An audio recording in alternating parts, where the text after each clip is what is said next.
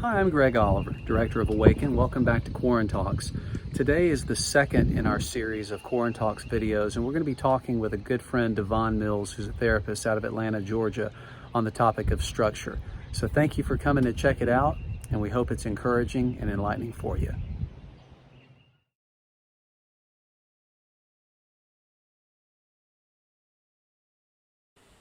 Hey everybody, thanks for tuning in. This is something that we're calling quaranTALKS because I'm not creative and couldn't come up with a better name than that. But hopefully, if this sticks around, some of you may be watching it after we are no longer in quarantine or social distancing mode. But just decided to use the time and place where we find ourselves as people and as a society to talk to some therapist friends of mine and just kind of hone in on the impact and the effect that the times that we're in right now is having on people in recovery. And so I'm really excited to have a very good friend of mine, DeVon Mills, joining me from the Atlanta area. Hey, DeVon. Hey, Greg. Thanks for being here. Oh, it's great. I hate that it's like this instead of sitting in the same room.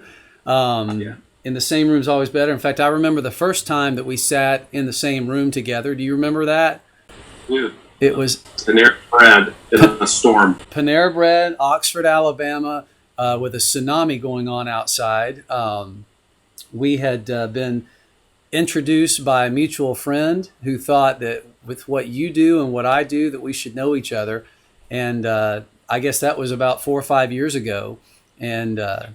And that was the start of a great friendship and professional relationship. And I'm very grateful that our friend Adam did that. So just take a second and tell me about you. I mean, I already know about you, but tell people who are watching about DeVon and let us get to know you a little bit. All right.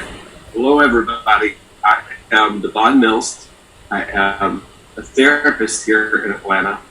I have a private practice. I also teach at a university. I'm the assistant dean of the School of Counseling at Ridgemont Graduate University.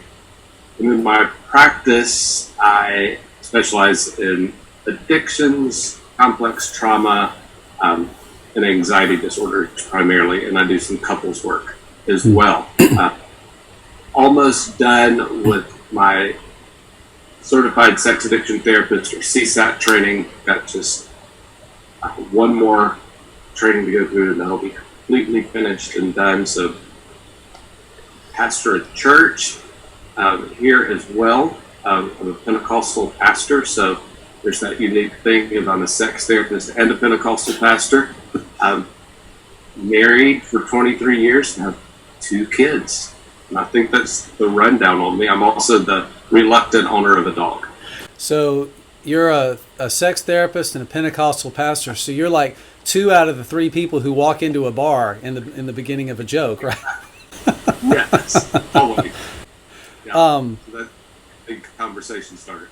Yeah. So you've been a pastor for how many years? I've been in some form of vocational ministry for the last 24 years. And how long have you been a therapist? I'm entering my 6th year. Okay, so tell me about that. I mean, that's a bit of a life change.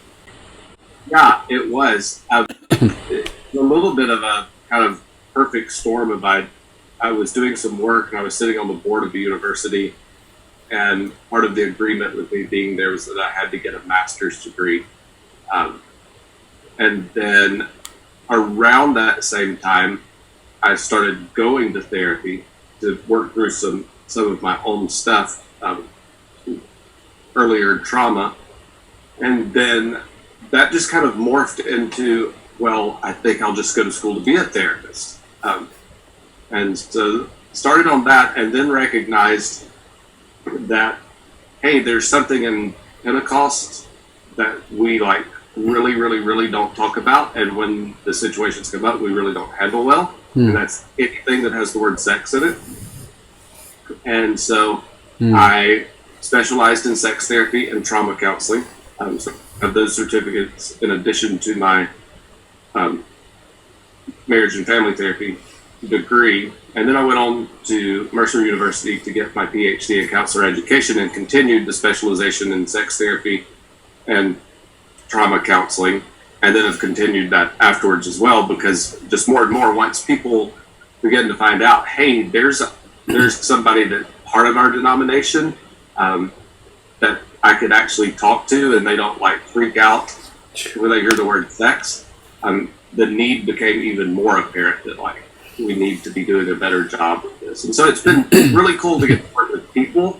And then the other thing that's been really cool in this is now starting to be able to have pastors reach out sometimes and say, hey, how can I do better at handling this? Or I've got this situation, what would you recommend me to do? And so feeling like there's kind of a systemic change in some areas is a fun and rewarding part of this work. That would be. I mean, I was sharing in another one of these talks with our friend Adam Calvert that, you know, when he got his CSAT status, it was around 2008, I think. And I was just thinking about everything that has changed in the field and in culture and within church culture in the last 12 years, just in terms of an acknowledgement and acceptance of sex addiction as an acceptable explanation for some of the things that we encounter and experience with people, as opposed to kind of a traditional way of saying, well, that's a cop-out, that's an excuse, that's you scapegoating or not taking ownership, and realizing that this is legitimate. I mean, and even though there's still a lot of infighting, you know, in the psychiatric and psychological world as to the legitimacy of sex addiction, more and more of the research is just proving it out. And the church, you know, which tends, in my experience, to always follow a few years behind the trends of culture, is warming up to it. And pastors who are realizing more and more, nobody told me anything about this at seminary, I don't know what to do with this, are recognizing it. And so that's, you know, that's one of the great things. And with you, both of us kind of share that. We have a ministry vocation experience, but also experience with trauma ourselves and being in therapy and working with other people. And it's cool to see all those worlds sort of converge. It is. And I really, really do have like such empathy for pastors on just the pastoral side of this, because I went to seminary. My undergrad is in theology. This was never talked about. I mean, at best, it's like, hey, if you have a situation like this arise in your church, this is what you should do with it. And it was like, well, a clear-cut thing. If someone commits adultery, like, you tell them that was wrong. So that was like pretty much like how you deal with all things sexual. So it really is. I have empathy when pastors are really being bombarded on like a weekly basis with pornography addictions happening. The more and more that we recognize complex trauma and how that kind of comes out in risky sexual behavior a lot of times. It's not as just cut and dried as like sin, quit doing it, pray more. There's a lot more to it than that. Well, so that's a great way to kind of transition into the main kind of category that I wanted to talk to you about. In what we do with Awaken in our communities of recovery, we try to help the men who come into our recovery groups, and it's not just men, it's men and women, but obviously I work with the men. We try to help them understand the multiple layers and the multiple components that are a part of addiction, but also the multiple layers and components that should be a part of a recovery process.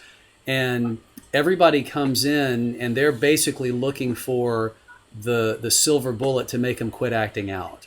And so, you know, that's sobriety, and everybody wants to figure out a better way to be sober. And that's certainly a part of it. And that was something that we talk about with Adam Calvert, but that's not the only part of recovery. And so what we've done to try to say what? It's step one. Yeah, you're right. It's the first phase in which, you know, it's really critical. And we talk about the fact that if we're not sober it's going to make it really difficult to do a lot of the other layers of work because, we've still got so much chaos in our lives that we're bringing on ourselves through continuing to act out. But we kind of developed a model at Awaken, and I say a lot of the time that there's nothing new under the sun. These aren't ideas of recovery that we've created. The best we can do is maybe create a new way to talk about it. And so the way that makes sense to me was to come up with this model that I just call the 4S model.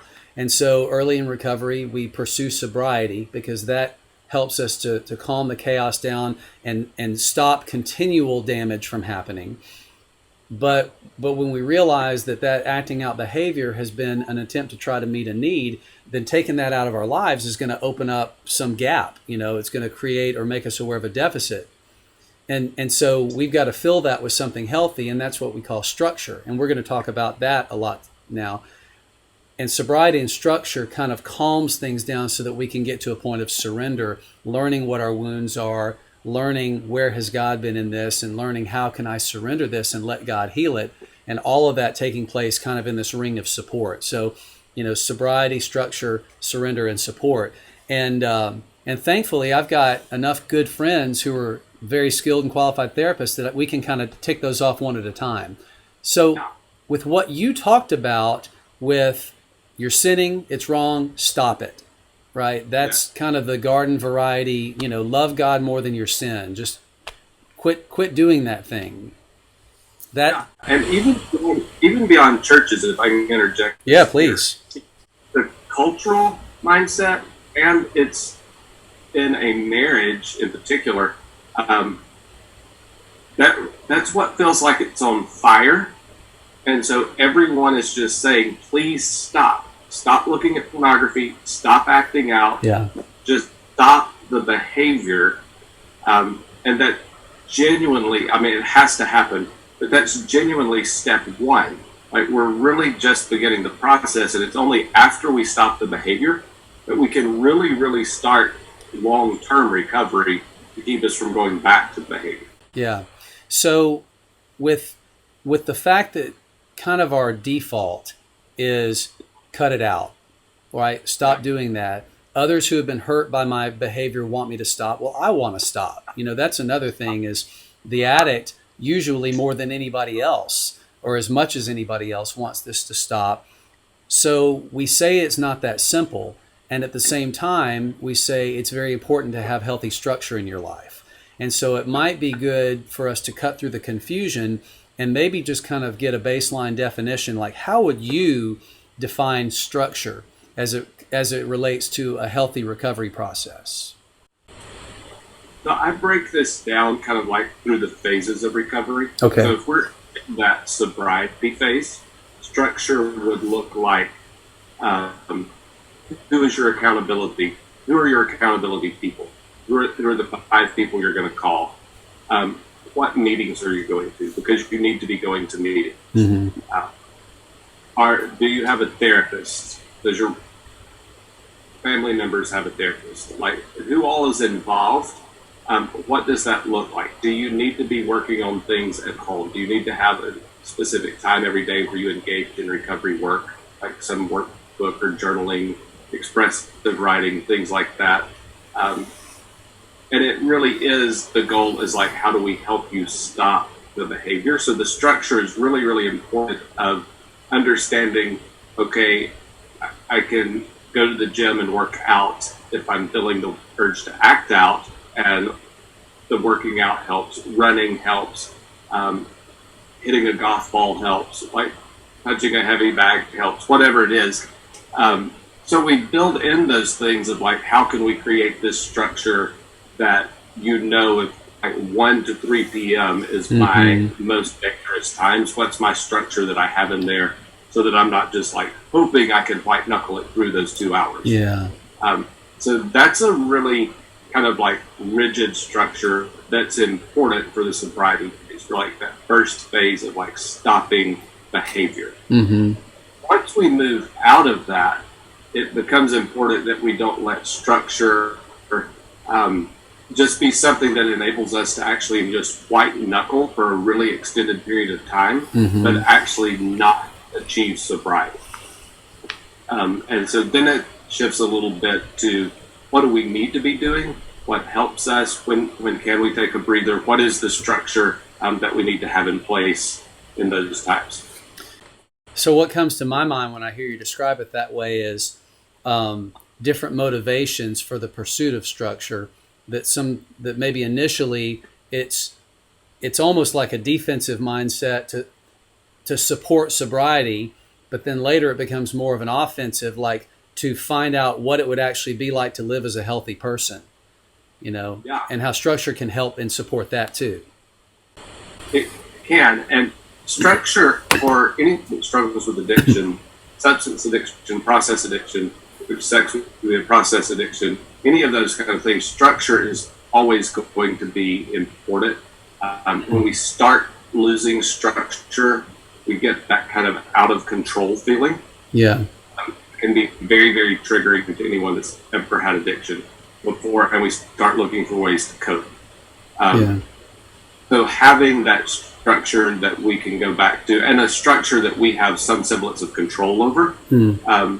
Obviously, like right now, we can't control shelter in place. We can't control our jobs being what they are, school being what it is. But there are so many controllable factors that we can put in place here with our own structure during this time. So I think right now has almost highlighted the fact that you can create structure even in the midst of like completely unprecedented chaos. So something you said a minute ago triggered a thought in my mind. I wanted to just kind of ask you, and I haven't thought this question through, so it might be clunky, but you talked about the difference between a process and a substance addiction. And just to make sure that we're understanding the terms, a substance addiction would be something like alcoholism, substance abuse, drug addiction. A process addiction is where you're taking something, a behavior or a process that is a part of your life, like food, gambling, having sex, and it becomes addictive. So the thought that came into my mind was, while structure is important for recovery from any type of addiction, I can almost see an enhancement in the need for it in a process addiction. Because, for example, like if I'm an alcoholic, there's no doubt that I need to get to the deeper roots of what's been driving me to drink. But at the same time, I can say, I am never going to drink again. I'm cutting that out of my life. But with sex, that's not the design for sex. It's like, and so now with a process addiction, I have to learn how to stop using it wrong and then start using it right. And that introduces a whole level of complication for which I would think structure would be very helpful. It's, yes, incredibly vital, specifically in any type of addiction or addictive behavior that's rooted in sex or food. Two of those things are biological. You don't have to have alcohol. Like you will not die if you don't smoke a cigarette to get right. Like do cocaine. Like that's not going to be a biological thing. Yeah. You have to have food, and your body will become sexually aroused. Just biologically. So we're taking something that's very innate that we can't stop from happening. Like you have a built-in trigger to what you're addicted to. And so how do we learn to steward? Frequently with sex, what I've started using is like I use stewardship language of how do you steward your sex life? Like if you're going to get it, how do you budget it so that you're not in debt to it, that it's used in a healthy way, that you're building trust and you're actually adding to the wealth of it versus it just becoming this constant thing that we're battling against. Yeah, that makes a lot of sense. So here's a question. When it comes to structure, and structure, again, not being the be-all, end-all, but being part of a process that serves something deeper in a journey that we're on. So how would a person in recovery determine what those types of structure need to look like in their life, as opposed to what I would call a one-size-fits-all? And let me just, before you answer, let me just call one thing that you used as an example a minute ago.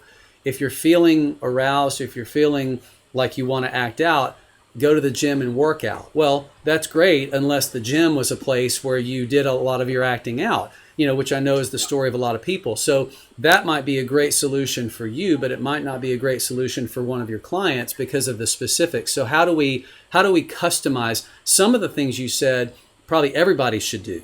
Calls, journaling, time with God, going to meetings, going to therapy. But then how do we customize healthy structure and figure out what that should look like?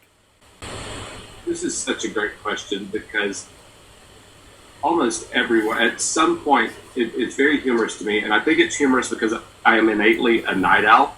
I'm much more likely to send you an email at 2 a.m. than 7 a.m. I've gotten some of those emails. Side story here real quickly is I had to get up early for a meeting the other morning, and I responded to a colleague at work like 7:30 to an email she had sent me, and she's typically an early riser, and her response was like really quick, and I laughed out loud. She said, "Is everything okay with your family? Why are you responding to emails at 7:30?" But I referenced the morning thing because almost every person I work with, they somehow get in their mind that like they have to get up at 6 a.m. and do this routine of like quiet time, journaling, working through a workbook, reading a book. And it's like if they don't do that, that they've somehow missed this key thing. And I constantly push back against that with everyone I work with and say, like, what works for you? Like, because if getting up at 6 is like punishment, don't get up at 6. Do this on your lunch break. If this works better for you, like when everyone's kind of settling in for the night and you have some space and time to yourself, do it in the evening. But like there is no one size fits all. So just because your sponsor is an early riser and he gets up and has his quiet time and journals at 6 a.m. doesn't mean that's going to work for you. If anything, it can become so cumbersome and burdensome that you just want to push back against it and rebel against it. Well, and I would imagine too, for some people who are Christians in recovery, that could be tied to an old piece of baggage about giving God your first fruits and things like that, and that has to mean before you do anything else in the day. But that's making the first fruits more of a legalistic expression rather than what's behind it. So many people, that's exactly what it is. They remember coming downstairs early in the morning and seeing their parents sitting in the living room with their Bibles open, and they just kind of have this innate, like, that's the way it should be.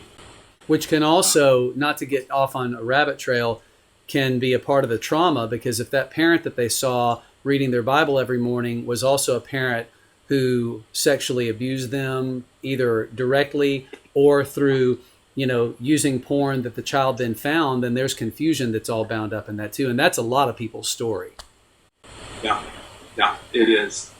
So my first thing is always like, what works for you? Yeah. What works for you?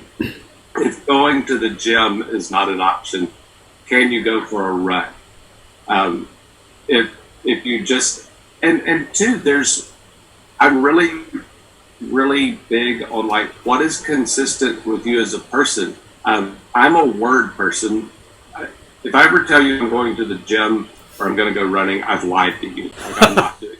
Or if you're going to go for a walk outside in a park, right, where it's green. Actually, during quarantine, because it's the only way I can see humans. So I walked outside twice. But I'm not going to do that. If you ask me to like take 20 minutes, 3 or 4 days a week, and like do this kind of expressive writing, kind of structured thing that's a really, really great exercise, I can commit to that. But I have people that like they're never going to journal, they're never going to write.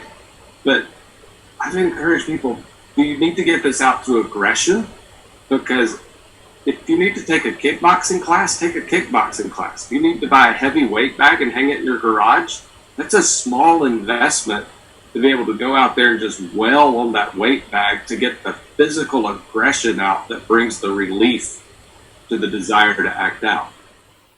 Yeah, boy, that is the thought that brings up is this is one of the reasons why it's so important to have guidance in your recovery, because to try to make some of those decisions as to what healthy structure is without getting anybody else's feedback, who knows if you're going to come up with things that actually are healthy, and or that you can really fully engage in. Because if you feel like an aggressive expression is something you need, but you've grown up always being taught that you don't show your anger, then you're not going to really feel permission to do that unless somebody helps you to see that that's not something that is going to offend God for you to express in that way. In fact, that might be a way for you to really engage with God, is to finally express in an honest way. Yeah, because so many times with that aggression piece and how we're taught to rein the behavior side of us in when there's aggression present. Yeah. What I speak specifically with people that struggle with addiction is that it's like the perfect storm of we have these really intense emotions sitting so close to the surface, and then we have addiction language brain that can create a rationale to give permission for things. And so we push down feeling until we build a rationale to like really just go full throttle with our spouse, like in this angry outburst, or to punch the wall in the bedroom, or to do something that's just going to create chaos within the home. It's going to scare our kids. It's going to scare our partner.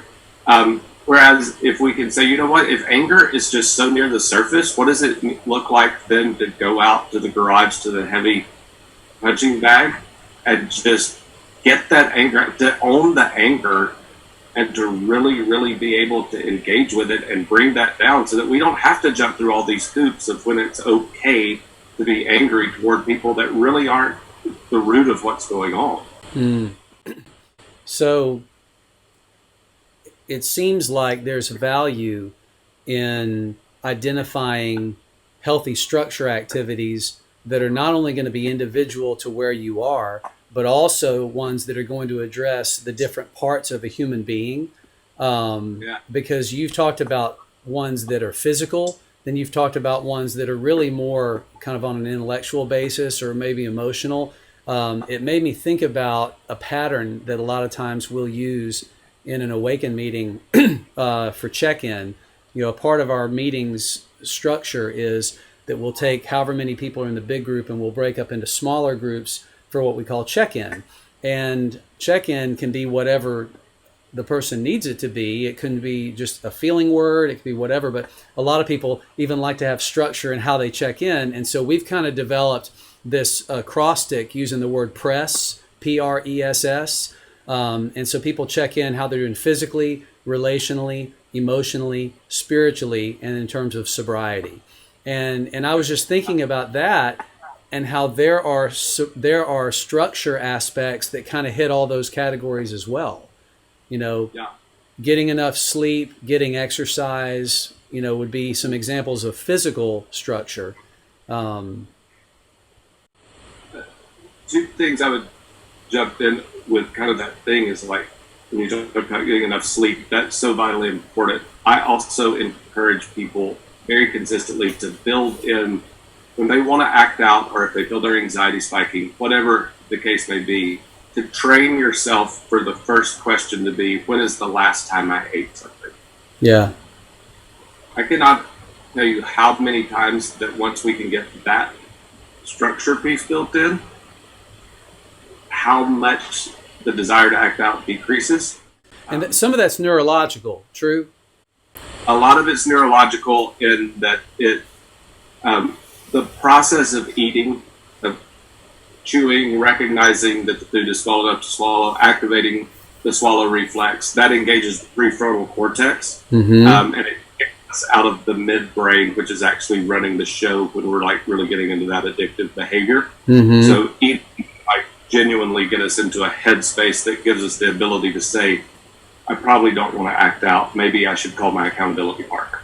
Well, and I would think too, with some of the other neurochemical things that I know are going on inside the brain when we're aroused, part of that's a dopamine rush.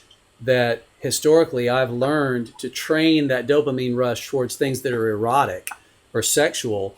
But dopamine also is strongly connected to eating, as it should be, because the whole thing you were saying earlier about eating and having sex, I mean, granted, a person can go the rest of his life without drinking alcohol or taking those drugs. And an individual person could go the rest of his life without having sex, and it's not going to kill him. But as a species, we were created to eat and have sex because otherwise the human race dies out. And so those things are innate, and it's a part of retraining our brain to accept that we can get our needed dopamine hit from healthy things like food or by exercise instead of just something that involves sexual stimulus. Very, very much. Another thing, the relational aspect, and just in trauma recovery, but I've people with addiction recovery as well. This is so vitally important. We need people. Okay, let me rephrase that. I need people. I'm a people person. I think addiction requires community, even if we don't tend to gravitate naturally toward it. But I do think the community is involved in recovery. It was really tough for me to admit how much I needed people. Why do you think that was? I had a lot of shame around it. Like, it was embarrassing to admit that I couldn't maintain emotional, like, just stability, like, just kind of like evenness, when I say stability, without a certain level of engagement with people. And finally, my therapist, who doesn't tend to be like super, super direct in just like, boom, go do this kind of thing, finally one day said, DeVon, you need people. And you need a lot of people. And I need you to quit feeling shame about it. And before you come back next week, I want you to write down how many people you need to have coffee with where you don't talk about anything important. Yeah. How many people are kind of in this space of like, we can talk about things that matter, but they don't necessarily know my story, but I'm going to have meaningful conversation. And then how frequently do you need to tag in with someone in your inner circle of your inner circle that you can just kind of be completely vulnerable and authentic with? And then what does it look like to like get that on a calendar on a monthly basis and be structured in being very proactive in having the people you need to be able to maintain this kind of emotional safety that you need. I frequently talk to the people I'm working with and say, okay, how many people do you need in a week, and what does that look like to make that happen? Well, how many people and what types of people? Because the way you were describing it was different levels of intimacy with those people. Some of them it's for fellowship, some of them it's for friendship, some of them it's for deep, intense vulnerability. And I couldn't help but think when you were describing that of the example that I've heard countless preachers use about Jesus, and that he structured his relationships that way with the disciples. That he had the 12, the 3, and the 1. You know, he had all 12 that he lived life with pretty closely for, a 3-year ministry. But then he had Peter, James, and John, who were sort of his closest 3, and then John, the disciple whom Jesus loved, that, you could arguably say was Jesus's best friend. And it seems like it's funny because he sets all these examples, and yet for whatever reason, we believe a different narrative growing up that is probably much more American than it is biblical, that independence is king, and not needing other people is strong. Yeah, that North American individualistic mindset is so incredibly powerful. Yeah. I think we're the most individualistic nation on earth, and we are the nation that consumes more pornography than numerous nations combined. Right. Because something's not working for us. Yeah, something's not working for us, but bless our hearts, we're going to do it by ourselves. So getting back to different types of structure, we talked about physical, and then in relational a little bit. I know that you're a fan of one form of what I would call relational checking in, Yeah. and you were talking about it before we got started. You want to talk about Thanos a little bit? Yeah, and especially during this time where it's been really a lot of isolation required of people, I've leaned heavily into this acronym called FANOS, which is feelings, affirmation, needs, ownership, and struggles or sobriety, whichever it would need to be. And so I asked couples to do this, and then I'm going to circle around in just a minute and explain what it would look like to do it with someone other than a spouse. But to set aside a time and figure out, okay, when can we do this Thanos check-in? And the way that works is we're going to sit down and I'm going to tell you one feeling word, or it could be more than one, but I'm going to tell you what I feel. And it's not going to be what I feel about you. It's I feel sad that I can't interact with people. Just feelings. Right. Affirmation, I'm going to affirm at least one thing about you. I'm going to have put forethought into something positive that I think about you, and I'm going to thank you for it. Needs. This is what I need. And here's the key thing. It doesn't have to be a need that you can meet. It's just a need. I need people, and all the restaurants and coffee shops are closed, and I need to figure out a way to connect with people. So I'm just saying what I need. Yeah. Ownership is there anything that I need to apologize for or take ownership in? And it's not specifically sexual acting out for the sex addict. It could be anything. It could be anything. It could be that, hey, I'm sorry that during dinner I didn't put my phone down and that I kept responding to work emails. I apologize for not being present. It could be something completely unrelated. And then the S is for struggles or sobriety. So it's a good time if you are at the stage where you're like updating your spouse of where you're at with recovery to kind of say, hey, in sobriety, this is where I'm at.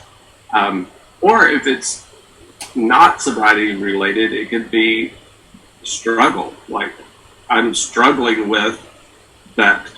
I'm an essential worker and all of my life has moved online, and then I'm now working minimum 12 to 15 hours a day, and that's hard. Yeah. And that's so many people's stories. That's not just me, but that's so many essential workers' stories right now. And so within everyone's life, everybody's got their own struggle. So I think being able to do that, I encourage couples to set a time in the day that they can do that, where they have the ability to really be present for it, but to do their very, very best to not make it right before bedtime. Because if there is anything that kind of like elevates emotions, we want to try to go to bed and go to sleep. Yeah. So give yourself a good space of time, a couple of hours or more if needed, before you're actually planning to go to bed to do that. But figure out a time that you can do that toward the end of the day. Yeah. And then for people who are single, to me, this is intentional connection. It takes it a step beyond tagging it with your accountability partner and saying, hey, everything's going well, didn't act out, didn't look at porn. It actually gives us an intentional time to have to be aware of our feelings and to be aware of our needs, to be aware of our struggles. And we're asking someone to participate in this, and it's time limited. It can genuinely be, we're going to take 5 minutes each. Yeah. So, Greg, I'm going to call you. You take 5 minutes. I'll take 5 minutes. And when we're done, we're just going to say thanks for the tag in, and we're going to be done. So we're giving people this kind of sense of structure, intentional connection, but creating the boundary that for the people we're asking to engage with us and for our own self, that we're not committing to like these endless 2-hour conversations where we explore things. Yeah. Because if they all turn into that, then if my phone rings and I see that it's that person, I'm gonna be like, oh, do I have time to do that right now? Or do we have the trust to where we can say, is this going to be a quick check-in? Yeah, we need to do things that are sustainable. Yeah, absolutely. Okay, so speaking of sustainability, not just of each individual action, but of my recovery process, knowing that a lot of times what's been precipitating the eventual addiction of this person is a lot of complex trauma, and people are at very different stages of readiness to address it. I know that there can tend to be diving in fully to just an overload of structure as a way to kind of avoid. So how do we keep structure from becoming busy work that avoids going to some of the harder kind of emotional places? I think the key question is being able to, can you be self-aware and honest enough with yourself to say, I am doing this so I don't have to feel? Am I avoiding feeling? Becomes the key question in that. This is where, with trauma in particular, I just have such a strong belief that people need to work with a therapist around this, because most traumatic feelings are not feelings that we want to experience. Yeah. And some traumatic feelings are not feelings that it's safe to experience alone. And so I think this is where we do need people that are able to kind of lean in and say, hey, I noticed that you're really, really, really working really hard at not feeling. Yeah. If that's not an option, I just think it's really, really important that can you be honest with yourself about, I'm trying to stay busy so I don't feel. And this will sound a little cheesy, but this works. If you're doing that, what does it look like to say, okay, I'm going to be time limited with feeling. I'm going to take 10 minutes. I'm going to set a timer on my phone, and I'm going to sit and not do anything and allow things to kind of bubble to the surface. And when that timer goes off, I'm going to go back to my structure and my avoidance of feelings. Yeah. Just allowing a little window. And it's so critical, because you talk about having the self-awareness that's going on. I mean, I think that's, for a lot of people, that's a later in the process kind of thing, where they've developed that type of self-awareness. And I know just in a couple of the books that a lot of people in faith-based sexual addiction recovery really lean on, one of them being Surfing for God by Michael Cusick, and then the other one being Unwanted by Jay Stringer.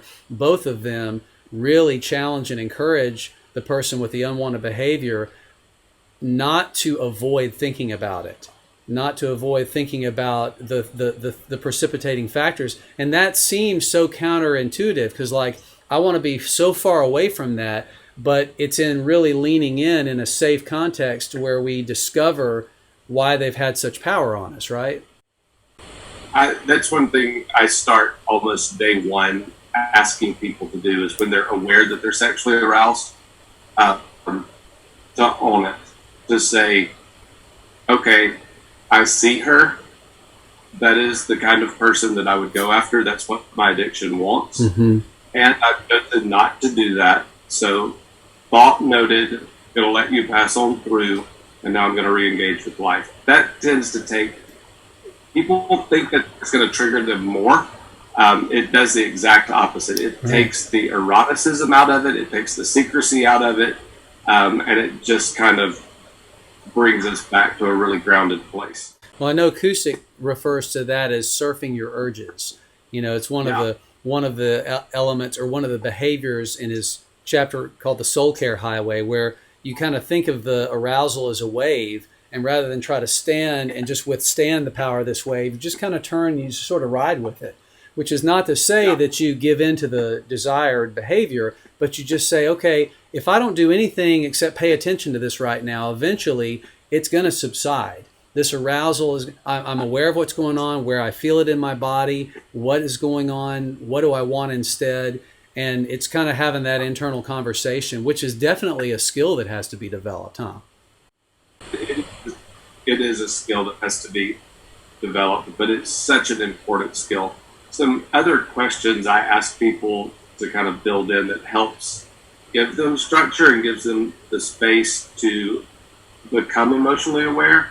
I use this a lot with anger in particular, and I use it with people that tend to overwork and overplan, where there's like no free moment in the day. But I ask people to fill in this sentence stem: by being angry, I don't have to feel what? Yeah. And then same thing, by being busy every minute of the day, I don't have to leave time for what? Mm-hmm. And those are where we start getting that emotional awareness of what we're not wanting to feel, what we're not wanting to engage with. And it gives us a direction to go so that we don't just feel trapped in this kind of like very stuck place of, I'm just trying to stop behavior, but I don't know where to go next. Yeah. And in doing an exercise like that, we come to realize that the anger expression has just really been a diversion. It's been it's an attempt to divert attention from what's really going on. And sometimes it's willful and sometimes it's not. We don't even know what we're doing. It's just, I don't like feeling like this. And so, I'll go run after one of these secondary emotions like anger. It's not really about what I'm angry at. Anger is, the vast majority of the time, it's a secondary emotion. I call it an umbrella emotion. Mm-hmm. Draw out an umbrella, and I draw drops of rain, and I say an umbrella's job is to keep individual drops of rain from hitting us. And anger is an umbrella emotion that keeps individual feelings from hitting us. Mm-hmm. If you take your umbrella down when you're angry, what emotions will hit you then? Yeah. Which sometimes can make it easier for people to like conceptualize, okay, I need to take the umbrella down. Now what's hitting me and why don't I like this? Right. And so part of our structure, the way you're describing it now, is creating a framework in my life where I intentionally lean into painful things that I've always avoided. Yeah. Gosh, that sucks. Yeah, it's hard to do. Mm-hmm. I've reached a point in my own life where my structure just looks like saying, okay, you just felt that little flutter in your chest. What's going on? Why are you anxious? Mm-hmm. And sometimes that's all I need to do is just like be aware that I felt it so I can just bring my anxiety down. Yeah. In the moment. Use all these skills that I've spent time learning and everything. And then at the end of the day, I always do a body scan of like, where am I holding tension in my body? Yeah. Not a ton of structure in my day at this point, but definitely things I start with, pay attention to when I start getting certain feelings in my body, mm-hmm. and then how I end my day. So a lot of structure. I think that would be the thing that would be important to note around structure is when you start with the sobriety piece, there's going to be a lot of structure. It's going to be pretty rigid, mm-hmm. and you need it, and it's very helpful. But as you continue to heal, we need structure, but it gets less and less and less rigid and intense.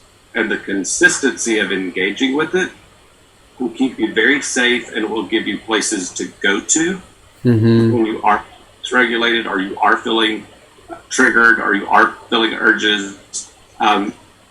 It gives us that, but it's not always going to be as intense as it is over here.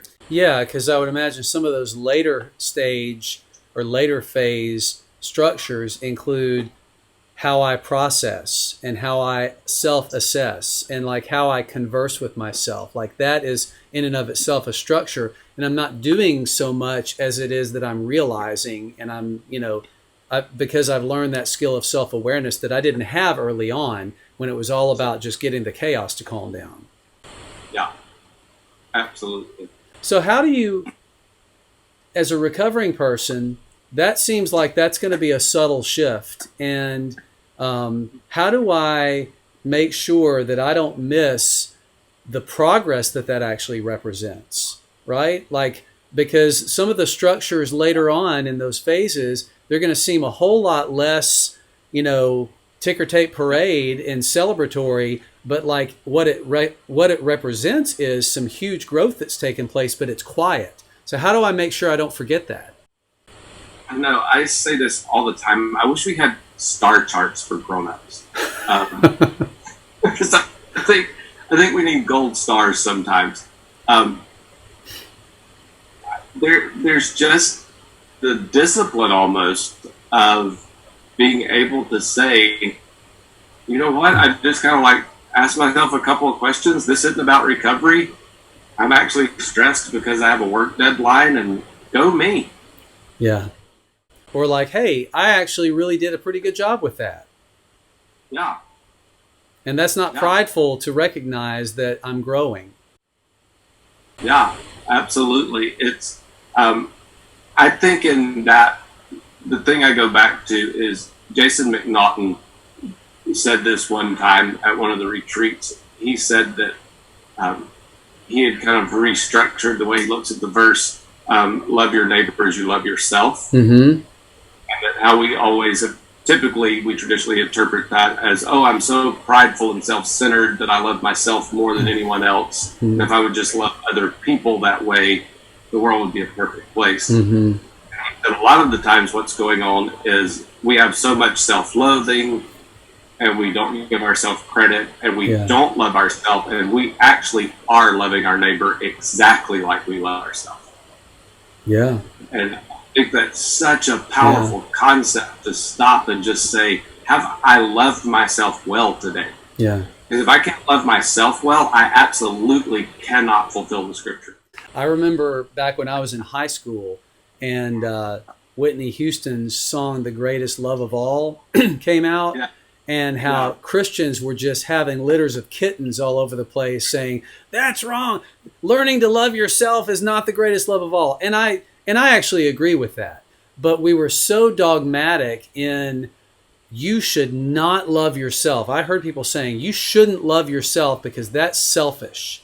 But that's Jesus. I mean, Jesus is saying, love your neighbor as you love yourself. Because if Jesus is saying, DeVon, I love you, well then how arrogant and prideful is it for me to say, well, I don't love me.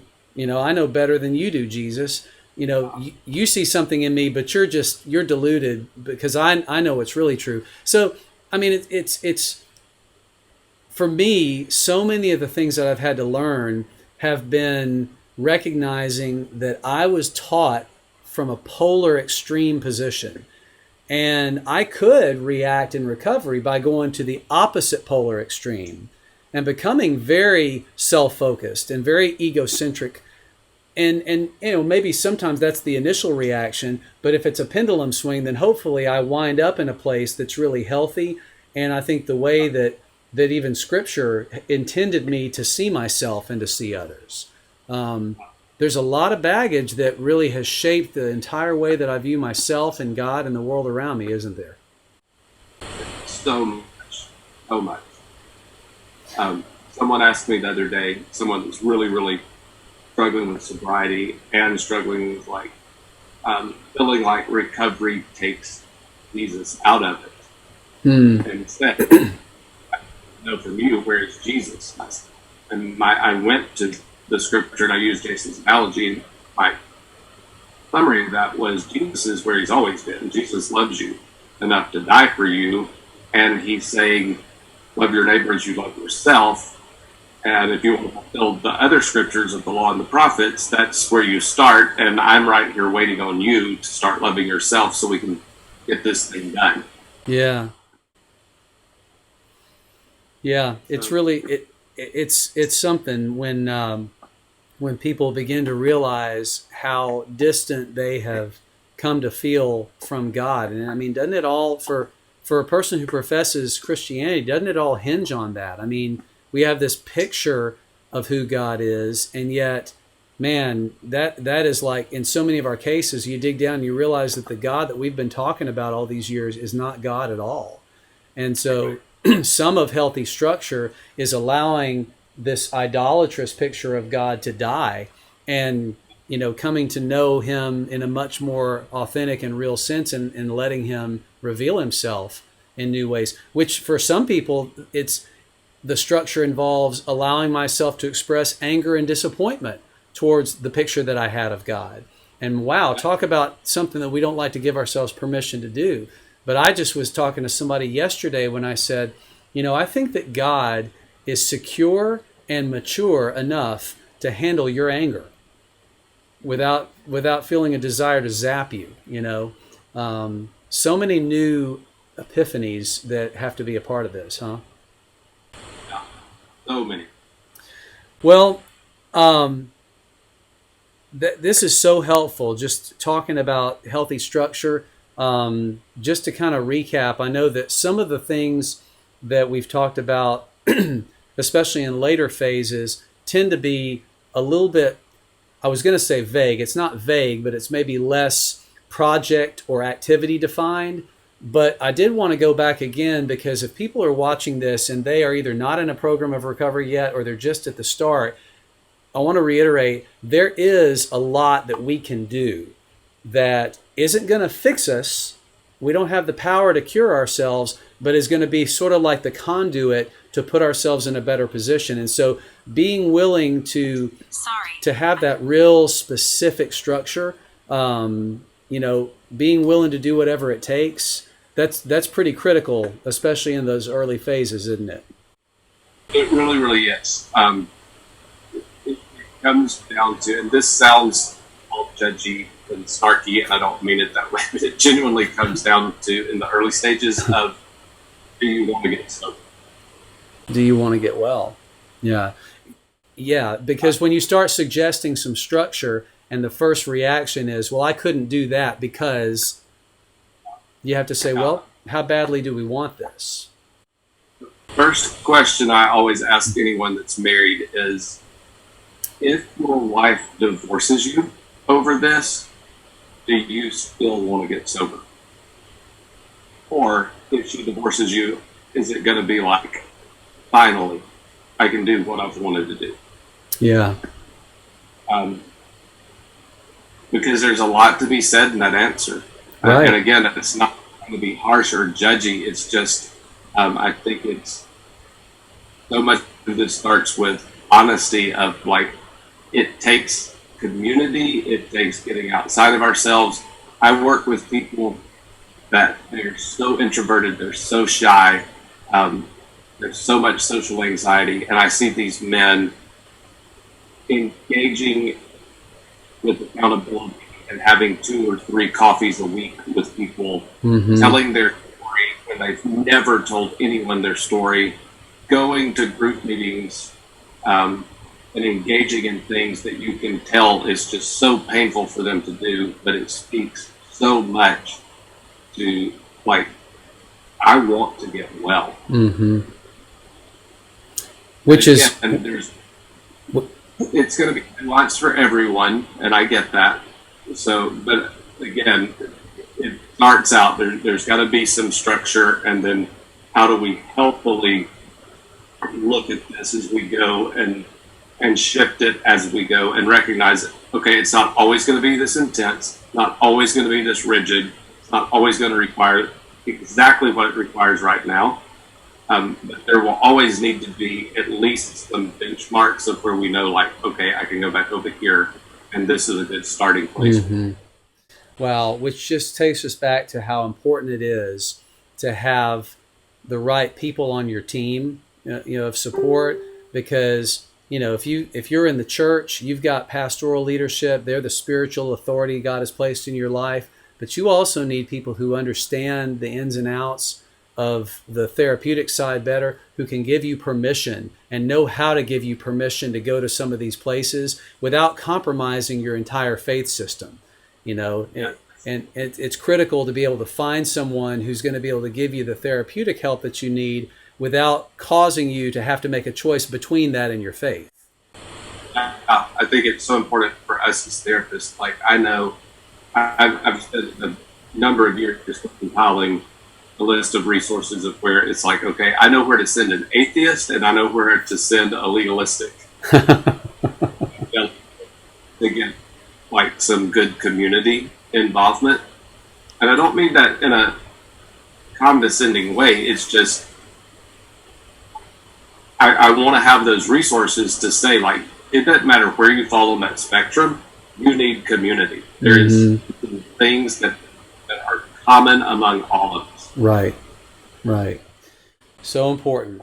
DeVon, thank you so much for taking this time. It's just so helpful. I hope that as people watch this, it's gonna really give them a sense of motivation to dig into some of these things and to look for the kind of help that they need to get unstuck. So thanks for helping us think through and talk through structure today. Absolutely. Thank you for having me.